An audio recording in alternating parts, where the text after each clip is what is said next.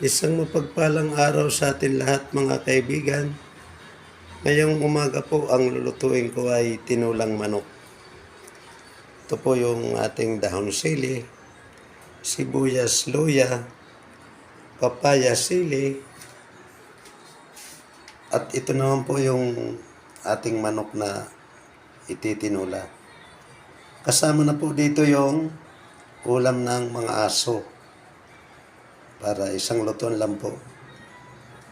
Okay po mga kaibigan,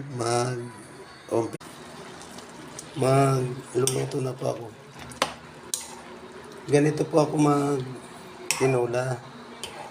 Hindi ko po ginigisa yung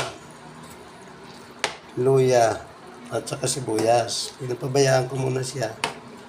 Nilagay ko lang muna yung luya at saka manok. Ngayon po, pag natuyo yung tubig ng manok, magkakaroon na po ng mantika yon. Kaya po, hindi na po ako gumagamit ng mantika na extra. Yung mantika na rin po ng manok. Mga kaibigan, ilagay ko na yung papaya. Mamaya-maya na tong daon ng sili at saka sibuyas. Halagyan muna natin ng tubig. Isang basong tubig. Ayun.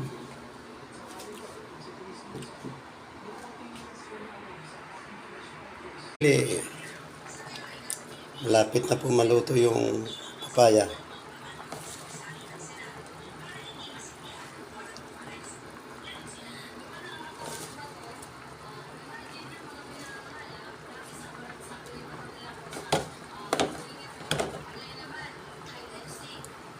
Ayan po mga kaibigan, ilagay na po natin.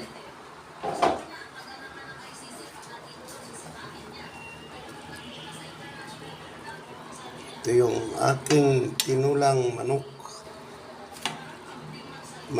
Shout out po sa lahat ng mga silent viewers and followers. Maraming salamat po sa inyo. Shout out po sa lahat ng mga taga Bulan, Sorsogon. Mga parakibot dyan sa Bulan, Sorsogon. GP Laurel, shout out po sa inyo. Sa mga Kakaos family dyan sa GP Laurel, shout out po ng marami. Sa mga Manchos family po, dyan sa Valenzuela, Caloocan City, shout out din po sa inyo. Dyan sa Saoyo Road, Novaliches, Quezon City,